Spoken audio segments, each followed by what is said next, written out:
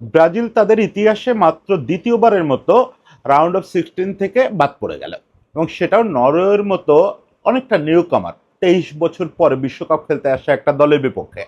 সর্বশেষ তারা round of 16 থেকে বাদ পড়ছিল, সর্বশেষ মানে একবারই বাদ পড়ছিল 1990 সালে আর্জেন্টিনার বিপক্ষে হারছিল, এবং সেটা আপনারা জানেন একটু বিতর্কিত একটা ঘটনা। ফলে এই যে গতকালকে বাদ পড়লো, এটাতে একটা ইন্দ্রপতনের মতো একটা আবহ তৈরি হয়েছে। এই 2002 সালের পর থেকে ব্রাজিল যেহেতু বড় কিছু জিততেছে না, ব্রাজিলের পতন, ব্রাজিলের পতন, ব্রাজিলের পতন, এরকম একটা স্লোগান, এরকম একটা আবহ ছিল। গতকালকের এই ঘটনার পরে একটা ফ্লেভার তৈরি হয়ে গেছে সব জায়গায় যে ব্রাজিলের ফুটবল শেষ। এবং আমি দেখতেছি লোকেরা অত্যন্ত ক্ষুব্ধ হয়ে আমার এখানেও কেউ কেউ কমেন্ট করতেছেন যে এই ব্রাজিল নিয়ে কি আশা করেন, এই ব্রাজিল নিয়ে যে কার্লো আনচেলত্তি এত দূর আসছে এই তো বেশি, এই ব্রাজিল কি করবে? এন্ড্রিক 1 ভার্সেস 1 মিস করে, ভিনি নেট খুঁজে পায় না, নেইমার দেরি করে মাঠে নামায় তাকে, নেইমার সেই ইফেক্ট রাখতে পারে না।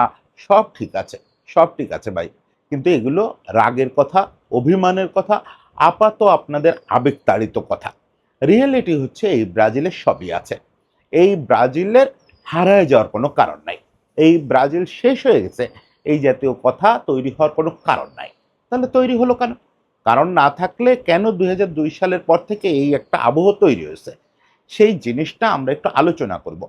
যে কেন ব্রাজিলের ফুটবল আজকে অনেকটাই তলানিতে ঠেকে গেছে, এটা এক নাম্বার কথা। এবং তলানিতে ঠেকে যাওয়া বাস্তব কিনা, মানে তাদের ফুটবলকে আসলে শেষ, সেটার প্রভাব এটা, নাকি এই তলানিতে ঠেকে যাওয়া কেবল ওপরের ব্যাপার, আসলে ফুটবল ঠিক আছে, এটা একটু আলোচনা করব। আর দ্বিতীয় আলোচনা করব হচ্ছে যে ব্রাজিলের ফুটবল শেষ হয়ে গেলে আমাদের কি?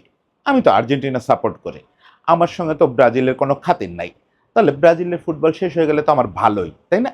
না, ফুটবল ভক্ত হিসাবে এভাবে ভাবা যাবে না। আমরা একটু দেখতে চাইবো যে বিশ্ব ফুটবল কতখানি ক্ষতিগ্রস্ত হবে যদি ব্রাজিলের ফুটবল সত্যি সত্যি শেষ হয়, যদিও আপাতত শেষ হয় নাই।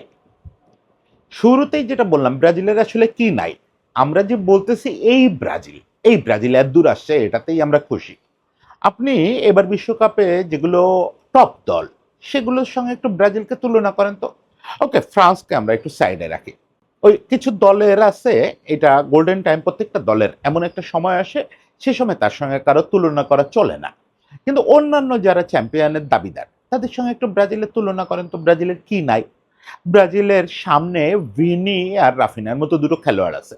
রাফিনা ইনজুরিতে ছিল, কিন্তু আমি বলতেছি যে এই মুহূর্তে অ্যাভেলেবেল কি আছে? এন্ড্রিকের মতো একটা বিস্ময় বালক আছে, পুনিয়ার মতো একটা দারুণ স্কোরার আছে, একটা কম্প্যাক্ট ডিফেন্স লাইন আছে। শুধু বলতে পারেন যে মিডফিল্ডটা সেরকম নাই। এই না থাকাটা তো সাময়িক একটা না থাকা, এমন তো না যে ব্রাজিলের মিডফিল্ডার উৎপাদন বন্ধ হয়ে গেছে, ওই মেশিনের সুইচ কেউ চাপ দিতে ভুলে গেছে আর মিডফিল্ডার তৈরি হয় না। এটা 2 দিনের ব্যাপার, 2 মাসের ব্যাপার, 2 বছরের ব্যাপার। সেটার জন্য তো 24 বছর বা 28 বছর ভোগার কিছু নাই। তাহলে কেন ভুগতেছে ব্রাজিল? এবং আসলে কি ভুগতেছে? সমস্যাটা কোথায়? আপনি যদি দেখেন সাফল্যের দিক থেকে বা ধারাবাহিকতার দিক থেকে, ব্রাজিল কি তলানিতে ঠেকে গেছে? না, মোটেও তলানিতে ঠেকে যায় নাই। 2002 সালে তারা সর্বশেষ বিশ্বকাপ জিতছে, এরপরে তারা একটা কোপা জিতছে, একটা কোপার ফাইনাল খেলছে, একটা অলিম্পিক জিতছে, একটা কনফেডারেশনস কাপ জিতছে, দুটো যুব বিশ্বকাপ জিতছে, অনেকগুলো ভিন্ন ধরনের টুর্নামেন্টের ফাইনালে গেছে, বিশ্বকাপ সবগুলোর কোয়ার্টার ফাইনাল খেলছে, একটা সেমিফাইনাল খেলছে। পতন হয় নাই, এমন না যে শেষ হয়ে গেছে। এখনো যদি আপনি পাইপলাইনের দিকে তাকান, তাহলে ব্রাজিল দলটাকে অনায়াসে চ্যাম্পিয়ন একটা লাইন আপে পরিণত করা সম্ভব, কোনো রকম সেখানে বাধা নেই। আপনি মিডফিল্ডে ফাঁকা দেখতেছেন, ব্রাজিলে এত বড় একটা ব্রাজিল লিগ এবং সারা পৃথিবী জুড়ে ব্রাজিলিয়ানরা খেলতেছে, আমি নিশ্চিত হাত বাড়ালেই 10টা মিডফিল্ডার এনে দাঁড় করায় দেওয়া যাবে যারা ওই গ্যাপটা পূরণ করে ফেলতে পারবে। তাহলে তাহলে সমস্যাটা কোথায়? Coach Carlo Ancelotti? না, ডন তো আসছেন এই 2 দিন আগে, ডন কার্লো আসছেন তো 2 দিন আগে। তাহলে এতদিন পাচ্ছে না কেন? এতদিন সমস্যাটা কি হচ্ছে? সমস্যা হচ্ছে সিবিএফ এর মাথায়, ব্রাজিলিয়ান যে ফুটবল কনফেডারেশনস তাদের মাথায়।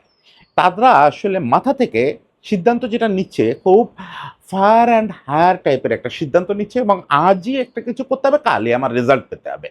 এই যে রেজাল্টের জন্য হঠাৎ মরিয়া হয়ে যাচ্ছে তাই করতে থাকা এবং টিমের কথা ভুলে যাওয়া যে আগে আসলে টিম সাজাইতে হবে, এইটাই আসলে ব্রাজিলের কাল হয়ে দাঁড়াচ্ছে। দেখেন, ব্রাজিলের ফুটবল ব্র্যান্ডিং হচ্ছে ২টা। পৃথিবীর সব দেশের ফুটবল ব্র্যান্ডিং থাকে একটা, ব্রাজিলের ২টা। একটা তো জগবনিত সুন্দর ফুটবল, আরেকটা হচ্ছে ট্রফি। ব্রাজিলের ফুটবল যখন বৈশ্বিক দাপট শুরু করছে 50s এসে, ব্রাজিল কিন্তু লেট বোমার। ব্রাজিল লাতিন আমেরিকার দলগুলোর ভিতরে বেশ পরে বৈশ্বিক পর্যায়ে আসে এবং দাপটও শুরু করছে অনেক পরে। 30s 40s আপনি দেখবেন উরুগুয়ে আর আর্জেন্টিনায় প্রধান ডমিনেটর ছিল, কিন্তু ব্রাজিল যখন একবার ডমিনেশন শুরু করছে আর কখনো তারা ট্রফি লেস লম্বা সময় কাটাতে হয় নাই। ওই যে 70s 80s মিলায় একটা 24 বছরের গ্যাপ ছিল, কিন্তু সে সময় প্রতিনিয়ত তারা ফাইনাল খেলতেছে, এই ট্রফি জিততেছে, ওই ট্রফি জিততেছে, এত গ্যাপ ফিল হয় নাই। এখন এই যে ডুয়াল ব্র্যান্ডিং, এই ডুয়াল ব্র্যান্ডিংটা সিবিএফকে সবসময় একটা অস্বস্তিতে রাখে। সিবিএফ বা আর্জেন্টিনান ফুটবল ফেডারেশন শেষ পর্যন্ত তো ওই ঘুরে ফিরে লাতিন দুর্নীতিগ্রস্ত প্রতিষ্ঠান। ও সিবিএফেও নানা রকম দুর্নীতি আছে, নানা রকম পলিটিক্যাল প্রেশার আছে। ফলে তারা আবার তাদের কাছে আবার গুরুত্বপূর্ণ হচ্ছে যোগমনিত হচ্ছে বা ফুটবল স্টাইলের চেয়ে ট্রফিটা, ওই ব্র্যান্ডিংটা বেশি গুরুত্বপূর্ণ। ওটা বেশি দিন না থাকলে তাদের পলিটিক্যাল প্রেশার বাড়ে, তাদের ওটা দিয়ে যে পলিটিক্যাল ইনফ্লুয়েন্স তৈরি করা সেটা করতে পারে না। মানে দেখেন, অলরেডি সিবিএফ এর সঙ্গে ওদের প্রেসিডেন্টের একটা দূরত্ব তৈরি হয়ে গেছে। ওদের যে দেশের প্রেসিডেন্ট, তিনি অলরেডি এই দলকে নিয়ে খোঁচাখুচি করে কথা বলা শুরু করছেন এবং আমার ধারণা এটা আরও খারাপ হবে এই বিশ্বকাপের পরে রিলেশনটা। কারণ কি, সিবিএফ এর হাতে ট্রফি নাই, যেটা দেখে দেখায় তারা রাষ্ট্রকে চুপ থাকতে বলতে পারে, রাষ্ট্রের উপরে চোখ বড় করে কথা বলতে পারে যে আমার ব্রাজিল ফুটবল টিম, এটা নিয়ে আপনি কথা বলবেন না। লুলা ডি সিলভা যেসব কথা বলছেন নেইমারকে নিয়ে, এটা আজ থেকে 10 বছর আগে হলে কল্পনা করা যেত না। কারণ কি, ওই মুহূর্তে ব্রাজিলের হাতে ওই ট্রফি ব্র্যান্ডিংটা নাই, ওয়ার্ল্ড কাপ ট্রফি ব্র্যান্ডিং। এই না থাকাটা সিবিএফকে পাগল করে দিছে। তারা একেবারে হিতাহিত জ্ঞান শূন্য হয়ে গেছে যে কি করব, কি করব। কালকে সকালে একটা ট্রফি জেতা যায়, এটার জন্য কি করা যায় বলেন তো? কালকে সকালে ট্রফি জিততে আমরা কি কিছু আর্জেন্টাইন এবং জার্মান খেলোয়াড়দের ব্রাজিলিয়ান নাগরিকত্ব দিয়ে মাঠে নামায় দিব? দুনিয়ার সেরা কোচ কে আছে? এক কাজ করেন, কার্লো আনচেলত্তিরে তো দেখলাম, সিমিওনেরে আনেন, পেপ গার্দিওলারে আনেন, ওই যে ডাগআউটে যে ৫ জন দাঁড়াবে সবাই বিশ্বের সেরা হবে। এরকম একটা প্যাকেজ করে কালকে সকালে একটা ট্রফি জেতা যায় নাকি? এরকম একটা অবস্থা তৈরি হয়ে গেছে। ভাই, এভাবে ট্রফি কোনোদিন ব্রাজিল জেতেও নাই, কোনো দলই জেতে নাই, আর ব্রাজিল তো নাই। ব্রাজিল খুবই গোড়া থেকে উঠে আসা ফুটবল খেলে। মানে ব্রাজিল একটা সময় ছিল, ব্রাজিল ন্যাশনাল টিম তৈরিই হতো মূলত ব্রাজিলিয়ান লিগের খেলোয়াড়দের দিয়ে। আর্জেন্টিনারও যখন বড় তারকারা ইউরোপে ডমিনেট করতেছে, ইউরোপিয়ান খেলোয়াড়দের দিয়ে, মানে ইউরোপিয়ান লিগের খেলোয়াড়দের দিয়ে আর্জেন্টিনা টিম সাজাচ্ছে, তখনও ব্রাজিলের পেলে গারিঞ্চারা কিন্তু ব্রাজিলিয়ান লিগে খেলতেছে। মানে ওরা শেকড় থেকে উঠে না এসে পারে না। ওই রিভালদো রোনালদোরা যে পরিমাণে ব্রাজিলিয়ান মনে প্রাণে, যত ইউরোপে খেলেন না কেন, এই যে টোটকা পদ্ধতি, হঠাৎ করে শর্টকাট মেরে ট্রফি জেতা, এটা ব্রাজিলের জন্য না। ব্রাজিল সব সময় স্মুথ প্রসেসে আগাইছে এবং নিজের প্রসেসে আগাইছে। হ্যাঁ, 94 সালে তারা তাদের ক্লাসিক ফুটবলটা না খেলেই বিশ্বকাপ জিতছে, ওটা একটা বিরল ব্যতিক্রম। এছাড়া তারা সবসময় নিজেদের ফুটবলটাই নানা রকম ভেরিয়েশন করে খেলেই জিতছে। ইনফ্যাক্ট পৃথিবীর কোনো দেশই নিজের ফুটবল ত্যাগ করলে আর জিততে পারে না। জার্মানিকে যেমন বলা হচ্ছে যে পেপ গার্দিওলা ওদের টিকি টাকা শিখায় একটা ট্রফি ঠিকই 2014-তে হেল্প করছে, তারপর জার্মানির ফুটবল ধসে গেছে। আর জার্মানরা মেশিনারি ফুটবল খেলতে ভুলে গেছে, ইতালিয়ানরা কাতানাচিও খেলতে ভুলে গেছে, এই জন্য ইতালিয়ানরা শেষ হয়ে যাচ্ছে। এখন এগুলো নিয়ে আমরা আপাতত না গবেষণা করি, কিন্তু মূল কথাটা সত্যি, পৃথিবীর কোনো দেশ তার ফুটবল স্টাইল থেকে পুরোপুরি সরে গিয়ে জিততে পারে না। ব্রাজিলের এটা একটা বড় সমস্যা হচ্ছে, সিবিএফ যাকে পাচ্ছে তাকে ধরে বলতেছে, বাবা তোমার মাথায় যাই থাকুক, তুমি এটাতে ট্রফি জিততে পারবা তো, তারপরে তুমি মাঠে যা খুশি করো। ওদের দিয়ে তুমি প্রয়োজনে ইউরোপিয়ান ফুটবল খেলাও, পাওয়ার ফুটবল খেলাও, একেবারে লো ব্লক ফুটবল খেলাও, হাই ডিফেন্স খেলাও, গেগেন প্রেসিং করো, যা খুশি করো, আমাদের কোনো আপত্তি নেই। ওটার সঙ্গে ব্রাজিলের কোনো রিলেশন থাকতে হবে না, আমার চাই ট্রফি। এই চিন্তাটা ব্রাজিলকে শেষ করে দিচ্ছে। এই চিন্তার ফলে তারা প্রতিনিয়ত কোচ বদলাচ্ছে, কোনো একটা কোচকে লং টার্মে ওই দায়িত্ব দিচ্ছে না যে তুমি এই দলটাকে গড়ে তোলো, এই দলটাকে আগে একটা দল বানাও। তারকার কোনো অভাব নাই। আবারও বলি, আর্জেন্টিনার সঙ্গে যদি আপনি কম্পেয়ার করেন, আর্জেন্টিনা ন্যাশনাল টিমটা আর ব্রাজিল ন্যাশনাল টিম, তাহলে আর্জেন্টিনা ন্যাশনাল টিমে এই মুহূর্তে ইউরোপিয়ান সুপারস্টার কে কে? আপনি জুলিয়ান আলভারেজ ছাড়া ওই ভিনি রাফিনাদের স্ট্যান্ডার্ডের খেলোয়াড় কেউ আছে আর্জেন্টিনা দলে? মেসি তো একটা পরিত্যক্ত লিগে খেলা একজন বৃদ্ধ মানুষ। বাকিগুলো তো বেশিরভাগই বিভিন্ন জায়গার উদ্বৃত্ত খেলোয়াড়। ম্যাকঅ্যালিস্টার অলরেডি ইংল্যান্ডে পুরাইতে বসছে। এনজো এখনো ইংল্যান্ডে মোটামুটি দাপটের সঙ্গে খেলতেছে। এমি মার্টিনেজ প্রিমিয়ার লিগে দলই পায় না। সে দল ছাড়ার ঘোষণা দিয়ে কেউ তারে ডাকে না দেখে আবার পুরনো দলে ফিরে আসে, বলে সমস্যা নেই আমি খেলতেছি। এই হচ্ছে আর্জেন্টিনা টিম। সেখানে আপনার পোস্টের নিচে দাঁড়াচ্ছে অ্যালিসন, যে এখনো বিশ্বের one of the best ball playing keeper এবং কি স্টপার। এই ম্যাচেও কি স্টপ করলো, মানে একাধারে বিশ্বের বেস্ট স্টপার, বেস্ট বল প্লেয়িং কিপার। এডারসনের মতো কিপার আপনার বেঞ্চে বসে থাকে। আপনি বোঝেন অবস্থাটা? ভিনি রাফিনা এই মুহূর্তে রিয়াল মাদ্রিদ আর বার্সেলোনার টপ দুইটা প্লেয়ার, সেই দুইটা প্লেয়ার আপনার এখানে দুই উইংয়ে খেলতেছে। তারা টানা যুব বিশ্বকাপ জিততেছে বা ফাইনাল খেলতেছে, অলিম্পিক জিততেছে, তার মানে তাদের পাইপলাইনেও কোনো ঘাটতি নাই, যথেষ্ট খেলোয়াড় উঠে আসতেছে। সমস্যা ওই একটাই, শর্টকাট খোঁজা, হায়ার অ্যান্ড ফায়ার সিস্টেমে যাওয়া, দ্রুত রেজাল্ট পেতে হবে। আপনি দরিভালের মতো মানুষের দায়িত্ব দিচ্ছেন, যার কিনা একেবারে মডার্ন ব্রাজিলিয়ানদের সম্পর্কে তেমন কোনো ধারণা নাই। একেবারে আধুনিক যে এই যুগের ব্রাজিলিয়ান তারকারা তারা কিভাবে ভাবে, তারা কি ফুটবল খেলতে চায়, এটা ধারণা নাই। আবার কি করলেন, কার্লো আনচেলত্তিকে ডেকে নিয়ে আসলেন। কার্লো আনচেলত্তি সর্বকালের সেরা কোচদের একজন, 5টা ইউসিএল জিতছেন। এখনো পর্যন্ত তার আশেপাশে কেউ যায় না, আর মনে হয় না যাবে। কিন্তু কার্লো আনচেলত্তি কোথাকার সেরা? ক্লাবের সেরা? কোথাকার সেরা? ইতালিয়ান ফুটবলের সেরা? ইউরোপিয়ান ফুটবলের সেরা? তিনি তো এখানে এসে রেজাল্ট বের করার জন্য তার ফুটবলটা করার চেষ্টা করবেন। খুবই স্বাভাবিক, কার্লো আনচেলত্তিকে আপনি মেরেও ব্রাজিলিয়ান বানাইতে পারবেন না। এই বৃদ্ধ বয়সে সে নিশ্চয়ই নিজেরে বদলানোর জন্য আসে নাই। যে বলে যে অ্যালেক্স ফার্গুসন ছাড়া আমাকে উপদেশ দেওয়ার মতো পৃথিবীতে কেউ নাই, সে বুঝতেই পারেন যে সে কোন লেভেলে চলে গেছে। এটা স্বাভাবিক, তার সাফল্য তাকে ওখানে নিয়ে গেছে। এখন তাকে দিয়ে আপনি কি এক্সপেক্ট করেন? সে ব্রাজিলিয়ান হয়ে যাবে? সে এই বাচ্চাদের ব্রাজিলিয়ান বানাতে পারবে? এদের ভিতরে মর্নিংটা তৈরি করতে পারবে? এদের ভিতরে ওই আর্টসটা তৈরি করতে পারবে যে তোমরা ব্রাজিলিয়ান, তোমরা ইয়েলো জার্সির জন্য জীবন দাও? কালকে নেইমার যখন পেনাল্টিতে গোল করলো, নেইমার বলটা নিয়ে সঙ্গে সঙ্গে সেকেন্ডের মধ্যে সেন্টারে চলে আসে না কেন? তখনও 2 মিনিটের উপরে খেলা বাকি। আপনি যদি তখনই সেন্টারে চলে আসেন, 2 মিনিট কেন, 3 মিনিটও পেতে পারেন, 4 মিনিটও পেতে পারেন। ডিপেন্ডস অন আপনি কি অ্যাকশনে থাকতেছেন। আপনি যদি ওই মুহূর্তে সেন্টারে চলে আসেন, আরও একটা গোল পরিশোধ করার কোনো ঘটনাই না। এবার বিশ্বকাপে আমরা ভুরি ভুরি এরকম উদাহরণ দেখতেছি যে শেষ 2 মিনিট, 1 মিনিট এক্সট্রা টাইমেরও এক্সট্রা টাইমে গিয়ে গোল পরিশোধ করে সমতা আসতেছে। 2-2 হলেই খেলা বাড়তি 30 মিনিটে চলে যেত। কে জানে ফলাফল অন্যরকম হতো। সেই আর্টসটা দেখলেন? নেইমারের মতো মানুষ, সে গোলকিপারের সঙ্গে, একটা বাচ্চা গোলকিপার নরওয়ের ভালো খেলছে, তার সঙ্গে তর্ক করতে ব্যস্ত, তারে দেখায় দিতে ব্যস্ত। কেন? ওই গোলকিপারটা ডান্স করছে, ওরে একটু অপমান করছে। ভাই তুমি নেইমার, তোমার ওরে গিয়ে কেন বলতে হবে? আর সেটা বলার এখন সময়, ম্যাচ শেষ হোক না, ওরে মারো না। তোমরা মারামারি করতে ব্যস্ত মাঠের মধ্যে। দ্রুত সেন্টার করো, দ্রুত সেন্টার করে দ্রুত আরেকটা গোল বের করার চেষ্টা করো। সমতা আনো আগে। এই আর্টসটা কখন তৈরি হয়? যখন আপনার কোচ আপনাকে ওই ফিলটা দিতে পারবে যে তুমি যে জার্সিটা পরে আছো এটা ইয়েলো জার্সি, ওটা 5টা বিশ্বকাপ যারা জেতে তারা পরে, ওটা যে সে পড়তে পারে না। এইটার জন্য জীবন দিতে হবে ওখানে। প্রয়োজনে তুমি মরে যাবা, তোমারে অপমান করবে, তুমি মার খাবা, তবু আগে জয়টা নিশ্চিত করতে হবে। এই জিনিসটা কার্লো আনচেলত্তির পক্ষে সম্ভব না। ব্যক্তি কার্লো আনচেলত্তির কথা বলতেছি না, বাইরে থেকে আসা কারো পক্ষে সম্ভব না। পেপ গার্দিওলার পক্ষেও সম্ভব না, কারো পক্ষে এটা সম্ভব না। শুধুমাত্র ব্রাজিলিয়ান আত্মা নিয়ে উঠে আসা কোনো একটা মানুষের পক্ষে এটা সম্ভব।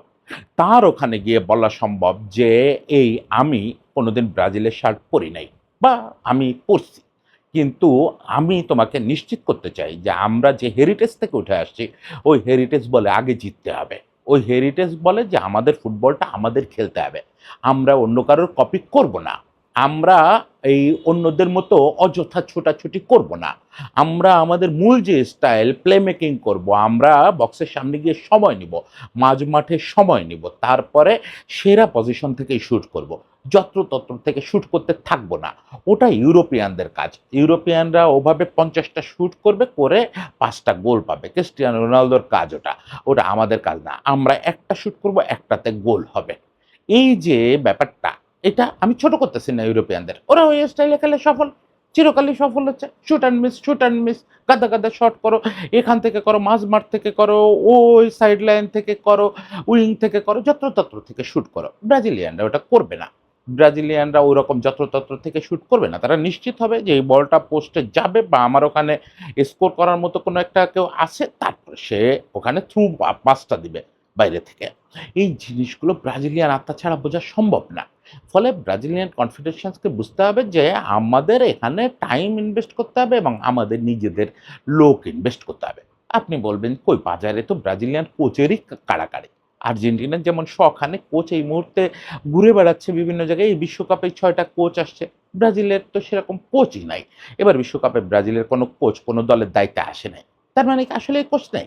এটাও একটা ভ্রান্ত ধারণা। ওই যে ব্রাজিলের ফুটবল শেষ হয়ে গেছে যেরকম একটা ভ্রান্ত ধারণা, এটাও সিভিএফ তৈরি করছে। আপনার ফেডারেশন যদি প্যাট্রন না করে তাহলে আপনার কোচরা পরিচিতি পাবে কোত্থেকে? আপনার ফেডারেশন যদি যুব দল বিভিন্ন জায়গায় তরুণ কোচ যারা ভালো করতেছে লিগে বা ইউরোপে তাদেরকে দায়িত্ব না দেয়, তারা পরিচিতি পাবে কোত্থেকে? আজকে ব্রাজিলের আর্জেন্টিনার যে গাদা গাদা কোচ পৃথিবীর জুড়ে ছড়ায় পড়ছে, এটা তো এএফএ তাদেরকে ছোট ছোট দায়িত্ব দিচ্ছে, মাঝারি দায়িত্ব দিচ্ছে, বড় দায়িত্ব দিচ্ছে, তারা ওখানে একটু নিজেকে প্রমাণ করে পৃথিবীর কোথাও চলে গেছে। তাই হচ্ছে না? এই যে ইকুয়েডরের যে কোচটা, ও তো ফুটবলারই না। ওরে সাম্পলের অ্যাসিস্ট্যান্ট করা হয়েছে, ও ওখানে একটু এই ভাবমূর্তি দেখাইছে, কোচ হয়ে গেছে। এই যে ফিলিপ লুইসের মতো তরুণ এখন ফ্লেমেঙ্গোর কোচ, আমি খেলা মানে তার কোচ হিসাবে তার খেলা দেখি নাই, খেলোয়াড় হিসেবে তো দেখছি। ফিলিপ লুইস আমাদের সময়ের ফুল ব্যাক, আমাদের সময় মানে এই তো কদিন আগে মনে হয় ২০১৪ বিশ্বকাপও খেললো না, কি দারুণ ছেলেটা ছিল। ওই ১৪ বিশ্বকাপের ট্রমাটা ওই জেনারেশনটারই শেষ করে দিছে, ওই জেনারেশনটার আউটপুটটাই আমরা পাচ্ছি না। যাই হোক, ফিলিপ লুইস তাকে ফ্লেমেঙ্গোতে খুবই ভালো করতেছে এবং খুব সাউন্ড একটা কোচ। এবং সে ওই ব্রাজিলিয়ান ছন্দটা বোঝে, ব্রাজিলিয়ান ছন্দ নিয়ে সে দায়িত্ব নিয়েই ফ্লেমেঙ্গোরে শিরোপা জিতেছে। Good, very good. তরুণ ছেলে, ওই জেনারেশনকে বোঝে, ও তো নেইমারদের সেটআপের ছেলে। ফলে ও এই ভিনিকে বুঝবে, রাফিনাকে বুঝবে, এন্ড্রিক ওই বাচ্চাটাকে বুঝবে, সবাইকে বুঝবে। আবার নিজের মাথায় জিনিস আছে। সে পেপ গার্দিওলার ফুটবলের খুব ভক্ত, ওইটার অনুসারীও সে। সিমিওনের সঙ্গে কাজ করছে। আবার সে নিজে হচ্ছে ব্রাজিলিয়ান হেরিটেজ ধারণ করে, তার নিজস্ব চিন্তা আছে। চেরি নিয়ে আসেন অনেকে, ব্রাজিলে এই মুহূর্তে অন্তত ৮-১০টা টপ প্রোফাইল কোচ আছে। আমি খুব পছন্দ করব ফার্নান্দো দিনিজকে যদি আবার নিয়ে আসেন। ফার্নান্দো দিনিজ ২০২৩-২৪-এ অল্প কয়েকদিনের জন্য ব্রাজিল দলের দায়িত্ব পালন করছিলেন, মনে আছে? বছর ৫০ বয়স, পাগলা টাইপের একটা মানুষ। কিন্তু এই লোকটা একটা দিনিজমো নামে একটা তত্ত্বের জনক। মানে এটা উনি বলেন না যে আমি দিনিজমোর জনক, লোকেরা বলে, মিডিয়া বলে। এইটা কি? এটা হচ্ছে যোগবনিতর সঙ্গে পেপ গার্দিওলার টিকি টাকা এবং হাই প্রেসিং ফুটবল এগুলোর মিশ্রণ করে উনি একটা প্র্যাগমাটিক ফুটবল বানাইছেন। যে জিনিসটা দিয়ে উনি খুবই ভালো রেজাল্ট কখনো পান, আবার কখনো কখনো খুব খারাপও পান।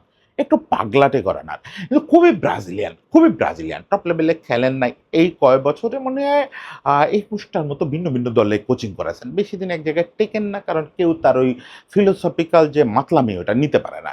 নিতে হবে। ব্রাজিল কিন্তু ফিলোসফিক্যাল মাতলামি জায়গা। ব্রাজিলের খেলোয়াড়রা এগুলোতে মজা পায়। ফলে দিনিসকে আপনি ফিরে আনতে পারেন যে তুমি ন্যাশনাল টিমের স্থায়ীভাবে দায়িত্ব নাও। সবচেয়ে ভালো পছন্দ নিশ্চয়ই ফিলিপ লুইস এই মুহূর্তে। যাই হোক, এর চেয়েও ভালো পছন্দ থাকতে পারে। আমি এরকম নাম সুপারিশ করার জন্য বসি নাই। আমি বলতে চাই you have to choose within Brazilians. যারা ব্রাজিলের হেরিটেজটা বোঝে, ব্রাজিলিয়ান ফুটবলের ডিএনএটা বোঝে এবং এই খেলোয়াড়দেরকে ওই কথাটা বলতে পারে যে তুমি হলুদ শার্ট পরে আসো, এটার অর্থ এই। ওরা যেন ওই এন্ড্রিক, ওই ভিনি, রাফিনা এরা ওইটার অবমূল্যায়ন না করে। ওখানে গিয়ে যেন তারা মারামারিতে ব্যস্ত না থাকে, তারা উল্টাপাল্টা শট করা ব্যস্ত না থাকে, তারা যেন তার ঐতিহ্য ভুলে না যায়। প্রয়োজনে আপনি বিশ্বকাপ জয়ী কাউকে ডাকেন। সবাই মাঠে খেলা দেখতে আসতেছেন, কাফু, কার্লোস, রোনালদো সবাই তো আছেন। কাউকে ডাকেন, ডাকে টিমের ম্যানেজমেন্টের দায়িত্ব দেন, টেকনিক্যাল ডিরেক্টর করে দেন। আর্জেন্টিনা এই পথ নিছে না, বিভিন্ন সিনিয়রদের ডাকে ডাকে বলছে যে আপনি এই দায়িত্বটা সামলায় দেন, আপনি ওই দায়িত্বটা সামলায় দেন। স্কালোনি একা এটা করছে? স্কালোনি আশেপাশে আইমার টাইমার সবাই এনে জড়ো করছে না? টেকনিক্যাল ডিরেক্টর হিসাবে মেনুত্তিরে ফিরে আনিয়ে আসছিল। আনেন না, এখনো স্কলারি বেঁচে আছে, তাকে এনে টেকনিক্যাল ডিরেক্টর করেন। সে এই ফিলিপ লুইসকে বুদ্ধি দেবে। যে তুমি এই করো, ওই করো। কত কি এখনো ব্রাজিলের দেওয়ার এই পৃথিবীকে। এটা করতে পারলে ব্রাজিলের এই টিমকে ৪ বছরে দিব্যি গোছায় ফেলা সম্ভব। এরা সবাই খুবই তরুণ, সবাই খুবই তরুণ। কেউ ৩০ এও পৌঁছায় নাই রে ভাই। কেউ ৩০ এও পৌঁছায় নাই এই যে কোর গ্রুপটা। হ্যাঁ, একটা বড় চ্যালেঞ্জ হচ্ছে গ্রুপে একটা লিডার পাওয়া। এটা আবার আর্জেন্টিনা, ব্রাজিল সহ লাতিন ফুটবলের একটা বড় ক্রাইসিস।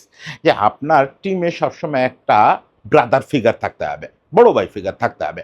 ওই জেনারেশনটা গ্যাপ হয়ে গেছে ওই একটা ছেলের কারণে। ওই যে দুঃখী যুবরাজ, ওই আমাদের নেইমার।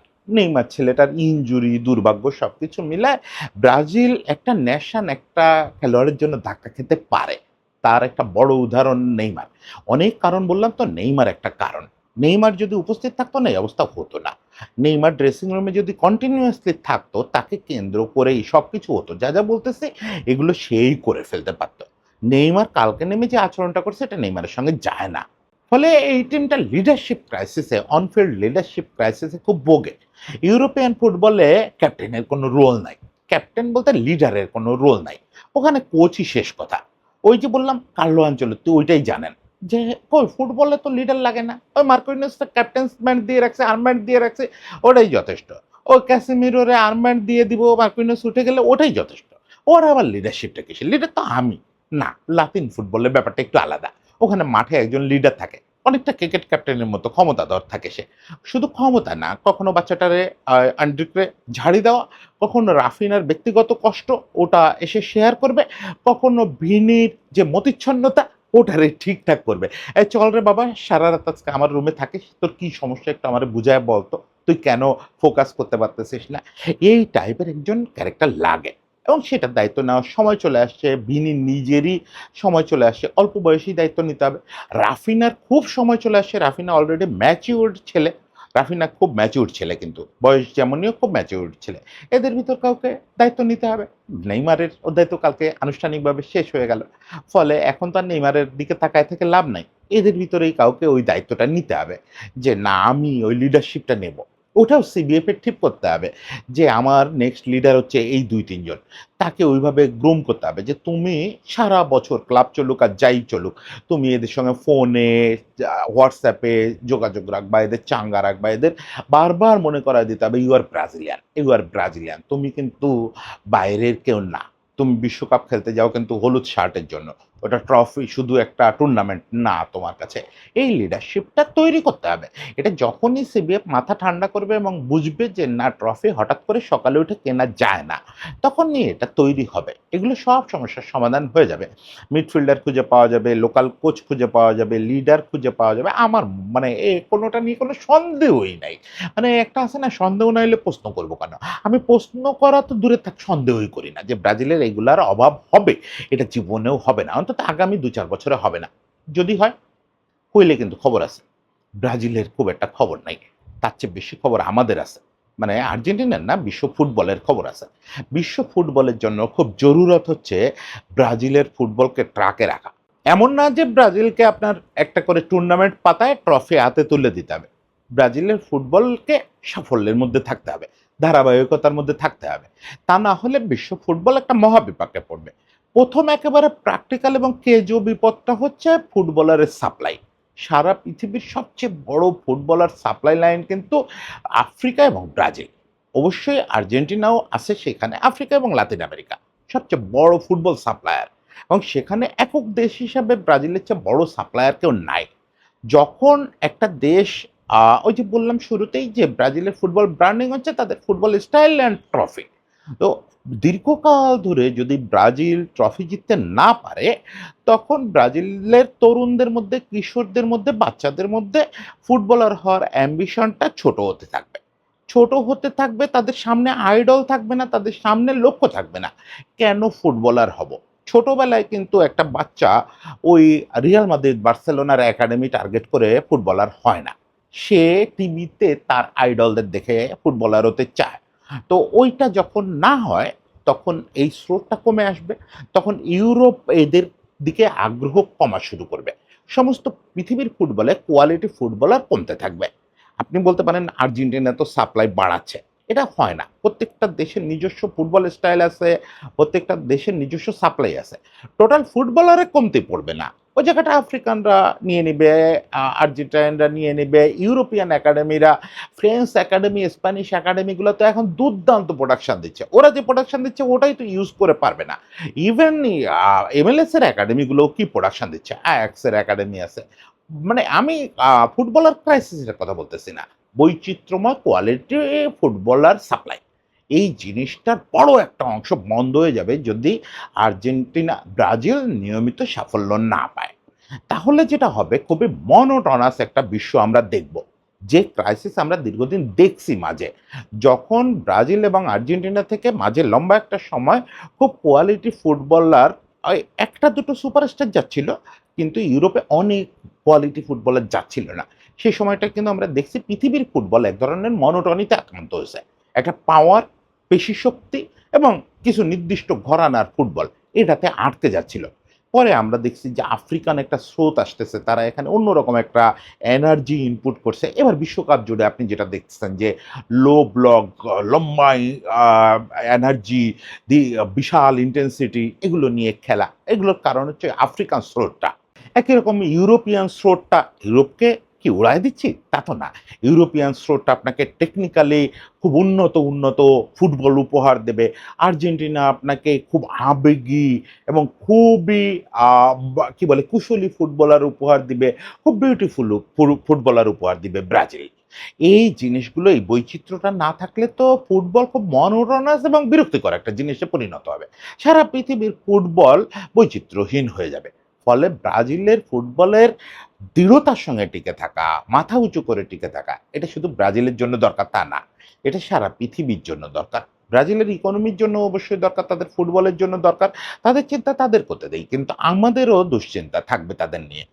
আর্জেন্টিনা পিছায়া পড়লে যেরকম ব্রাজিলের দুশ্চিন্তা করা দরকার, ব্রাজিলও পিছায়া পড়লে আর্জেন্টিনার দুশ্চিন্তা করা দরকার। এবং একই সঙ্গে ব্রাজিলের সমর্থকদের তাদের খেলোয়াড়দের ওপর থেকে অভিমানটা সরায় সেভিয়েভ এবং এই সো কল্ড বড় কোচ এদের উপরে অভিমানটা ফিরে বা রাগটা দেখানো দরকার। অপাত্রে রাগ দেখায়েন না। এই ফুটবলারদের উপরে রাগ দেখায়েন না। ফুটবলাররা ঠিক আছে, শুধু ওদের সুতোগুলো কেউ গিঠায় দিচ্ছে না। ফুটবলাররা এখন আলাদা মুক্ত হয়ে ঘুরে বেড়াচ্ছে। ওটাকে মালা না বানাতে পারলে তো মুক্তোর মালা হবে না। শুধু মুক্ত দিয়ে আপনি কি করবেন? যদি টেবিলের উপরে ছড়ায় ছিটায় থাকে মুক্ত। ব্রাজিলের ফুটবলাররা এখনো মুক্ত, মালা গাঁথা যাচ্ছে না। মালা গাঁথার জন্য ফিলিপ লুইস কাউকে দায়িত্ব দিলে ঠিক হয়ে যাবে। ব্রাজিলের জন্য অনেক শুভকামনা এবং আমি আশা করি যে পৃথিবীর কোনো দেশই ক্লাব কোচদের ওপরে এই ফেক ভরসা করবে না। আর মার্সেলো লিপ্পি টাইপের ক্যারেক্টার পৃথিবীতে আসে ২-১ জন, যারা ক্লাব এবং ন্যাশনাল টিম দুটোই ভালো বোঝেন এবং সেক্ষেত্রেও একটা ব্যাপার আছে, তারা ওটা শুরু থেকেই ভালো বোঝেন। হঠাৎ করে বৃদ্ধ বয়সে ১,৫০০ ক্লাব ম্যাচ খেলার পরে ৫টা UCL জেতার পরে কোনো একজন ক্লাব লিজেন্ড এসে ইন্টারন্যাশনালে ভালো করবেন এই এক্সপেকটেশন করে লাভ নাই। তাই যদি হতো তাহলে স্যার ফার্গি বা অ্যালেক্স ফার্গুসন অনেক আগে কোনো একটা ন্যাশনাল টিমের দায়িত্ব নিয়ে নিতেন। ওনারা ওটা বুঝেই দায়িত্ব নিতেন। এই যে ক্লপ যে বয়সে নিচ্ছেন জার্মানির দায়িত্ব, দিস ইজ টাইম। এই বয়সে নেন ঠিক আছে। কিন্তু বৃদ্ধ বয়সে ওই ক্লাবের সিংহ দিয়ে ইন্টারন্যাশনালের শিকার হয় না। যাই হোক, সবার জন্য শুভকামনা, ব্রাজিলের জন্য অনেক শুভকামনা।